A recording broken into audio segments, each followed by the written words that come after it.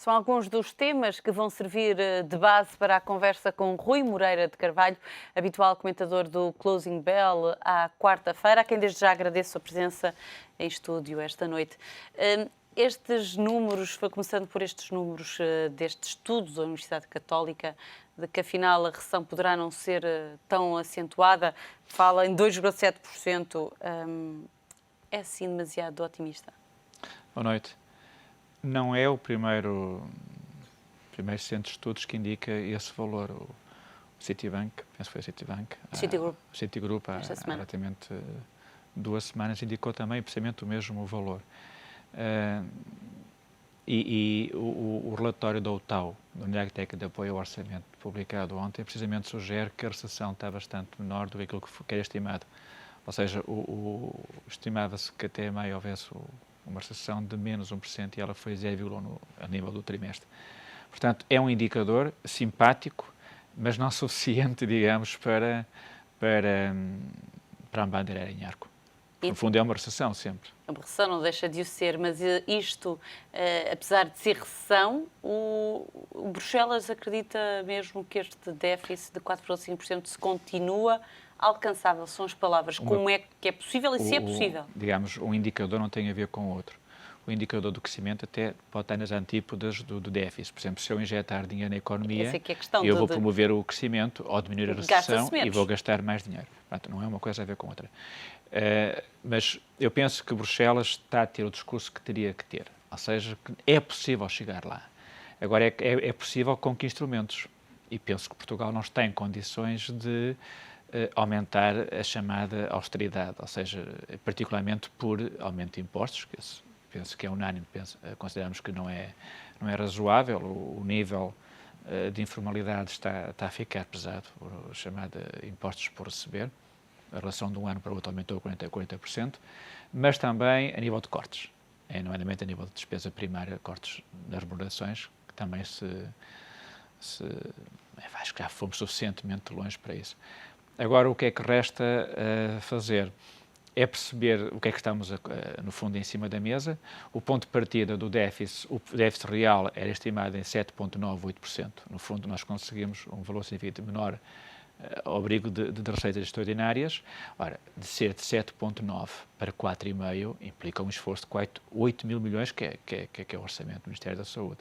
Portanto, o ponto de partida sabia-se que não havia história disso ter acontecido. Portanto, teve que se indicar os números que se indicaram. De facto, o IVA era aquilo que significa 50% das receitas, portanto, que se pode brincar, quando digo brincar, que se pode manusear com mais facilidade. E no fundo, é o que está a acontecer. O maior desvio está a ser feito, cerca de 14% a nível da taxa do IVA. Está a haver uma redução a nível também do IRS líquido, relativamente significativa, cerca de 2%, devido ao atraso do reembolso. O IRS bruto foi superior e também as contribuições sociais a nível da taxa de desemprego. Portanto, isto mostra que, de facto, estamos a ter problemas que é na receita fiscal. Mas o grande reforma estrutural poderia ser a nível da despesa.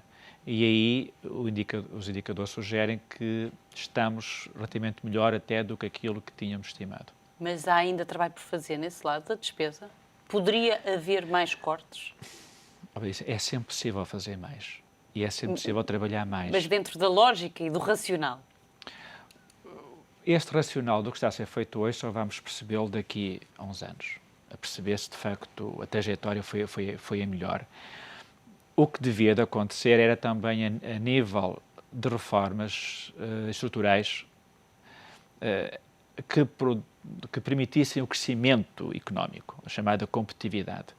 E aí há pequenos passos que parece que poderiam ser feitos, que não estão a ser feitos. Por exemplo, há um setor que nos é fulcral, que é o do turismo, onde nós temos a maior taxa de desemprego, que é precisamente no Algarve, onde a sazonalidade é significativa, onde os jovens podem ter, digamos, mais oportunidades. Pequenos passos, por exemplo, a scooters. Porquê é que os espanhóis pagam a scooters? Aquela é uma barreira à entrada, eles ficam constrangidos de chegar lá e ver uma placa em língua estrangeira e dizer tenho que pagar isto, como é que eles manuseiam? Quando no próprio país deles isso não existe. Não existe, quer dizer, são pormenores que podem ser indicadores de pequenas coisas que poderia ser feita. A nível da justiça também, a morosidade dos processos, a nível de termos cada vez mais ritmos ou barreiras fiscais, por exemplo, fiscalizações que estão constantemente a entrar nas empresas, nos restaurantes, as ASAIs, ou seja, um pouco o bom senso, se nós queremos aliviar algo a tensão nesta etapa, ou se queremos, digamos, aumentar, para além do constrangimento financeiro e económico, também o constrangimento social, destas pequenas questões que podem ser trabalhadas. A pergunta que me colocou foi a nível se nós podemos cortar mais na despesa. Mais transparência. O que é que foi feito? Mais transparência em algumas áreas. Eu estou caso aqui monopolizar, cortar a palavra, mas, por exemplo, o que é que foi feito no setor empresarial do Estado? No setor dos transportes. Esta famosa greve, o que é que foi feito nesta parte? O que é que foi feito na RTP? Que estava-se com o ritmo de privatizar, que tem um peso significativo ou não privatizar, mas tomasse uma opção. O que é que foi feito nas substituições dos gestores públicos? O IAP meio com um ano continua com a mesma administração. O que é que foi feito nas Águas de Portugal? Que, de facto, hoje o município de Évora meteu uma ação contra Águas de Portugal, sabendo que aquilo é um cliente que tem 600 milhões de dívida. Portanto, há algo que pode ser feito, que são indicadores, que eu penso que é importante que avancem.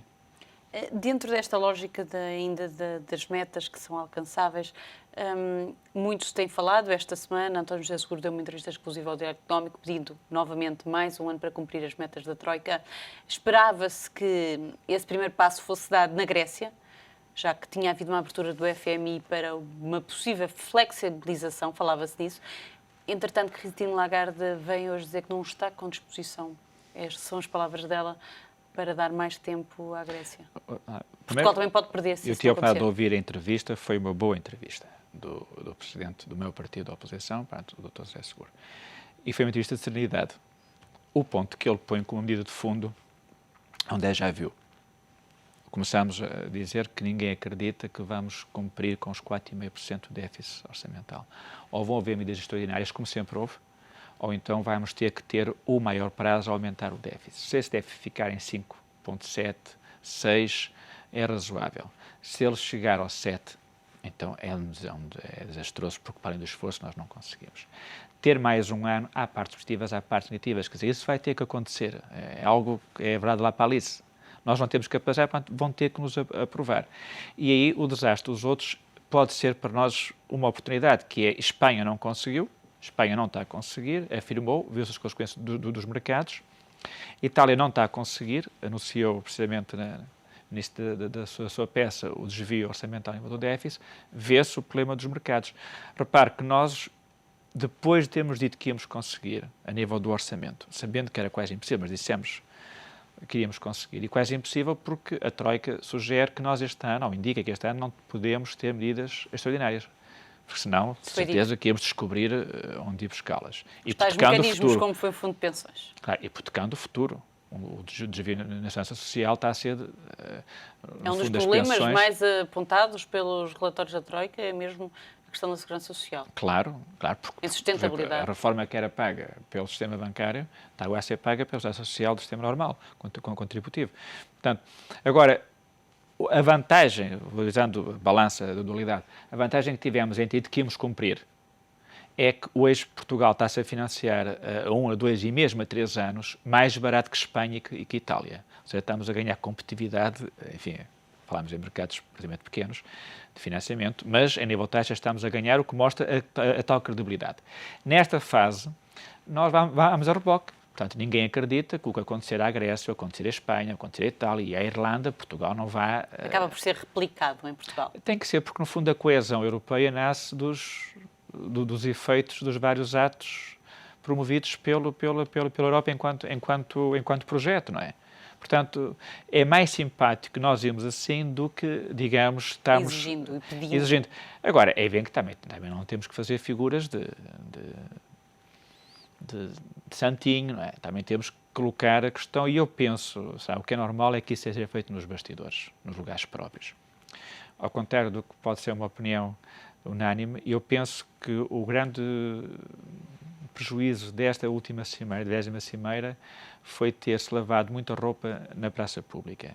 Ou seja, aparecia quase a Espanha e a Itália a dizer nós agora obrigamos a que isto aconteça. Sim, Mário Monti teve uma declaração célebre que nem que estejamos aqui o fim de semana inteiro temos que ter uma solução para esta crise de dívida que está a levar muito dinheiro à Itália.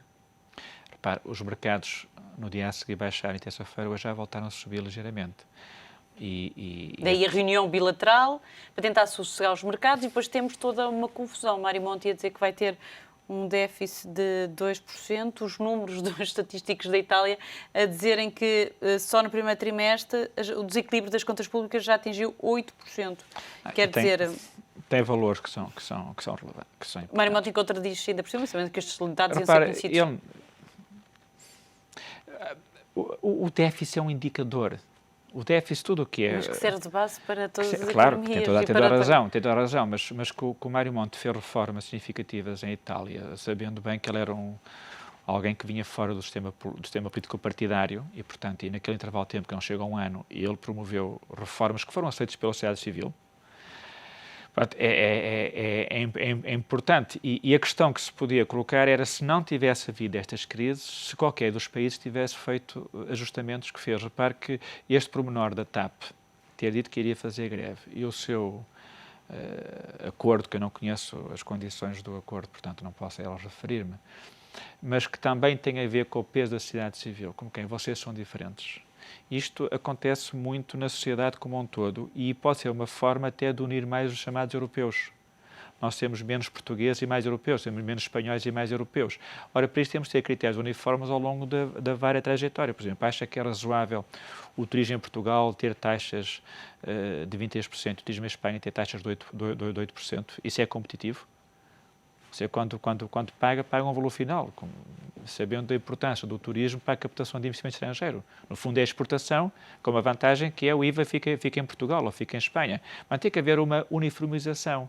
E não é razoável que estes países façam concorrência fiscal quando eles são países vizinhos, não é? Você está numa fronteira, está em Elvas, tem um regime, está em Badajoz, tem outro regime. Portanto, é preciso esta uniformização fiscal.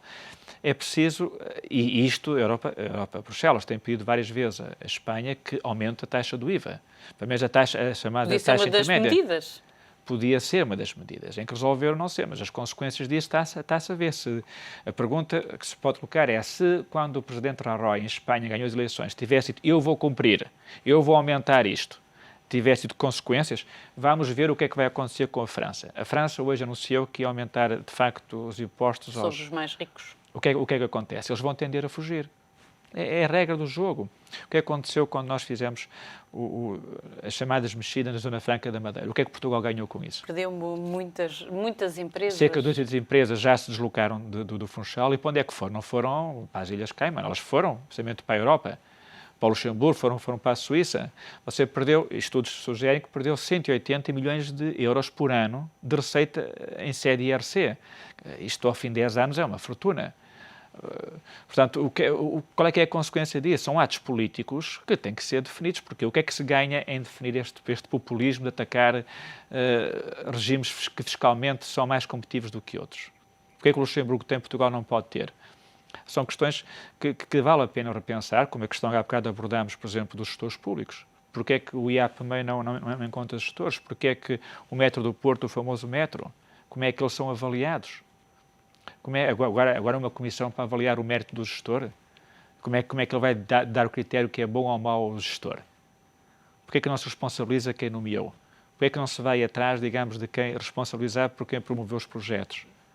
A transparência. Então, quem promove um projeto que depois se percebe que o projeto não era vantajoso, não era válido, não tinha método, não acontece nada, e essa pessoa pode ter uma carreira idêntica à outra que promoveu o sucesso. E se calhar vai para outra empresa pública, que é o que muitas críticas na opinião pública têm sido sucessivamente Eu não estou completamente de acordo que ele vai para empresas públicas.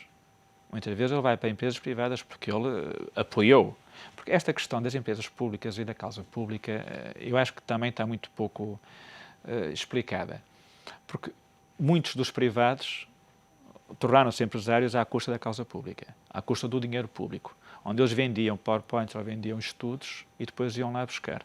E isso é uma perca de valor Por exemplo, porque é que um funcionário de um banco público tem menos valor que um funcionário de um banco privado?